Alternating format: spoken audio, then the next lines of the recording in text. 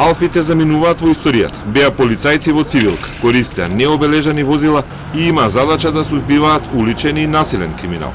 По 15 години постоење на оваа единица, позната и по спектакуларни апсења, но понекогаш користена и во контроверзни политички инспирирани акции, како што беа тортура или исфрлањето на претениците на 24 декември 2012 на Црниот понеделник, таа сега е споена со единицата за јавен ред и мир и доби ново име – Единица за интервентна полиција.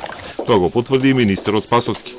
Направена е реорганизација, се формира посебна интервентна единица, по примерот на повеќе европски држави, кои што имаат крајна цел да имаме поголема видливост и активност на луѓето. Така да на терен зборувам, на полицајците. Новата единица ќе биде дел од СВР Скопје, ќе добие нов раководител. А тој конкурс не е единствено распишан во МВР деновиве.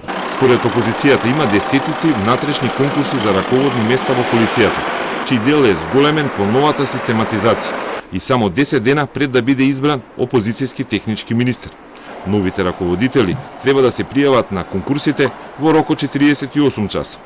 Ова е за да се минира работата на новиот министер кој има право да постави само 10 раководители на полициски единици, толкува опозицијата. Се врши чиста партизација во очи на избори по брза постапка. Ќе бидат унапредувани луѓе на Заев и Спасовски, кои ќе ги заземат највиталните позиции и ќе треба да го кочат новиот технички министер.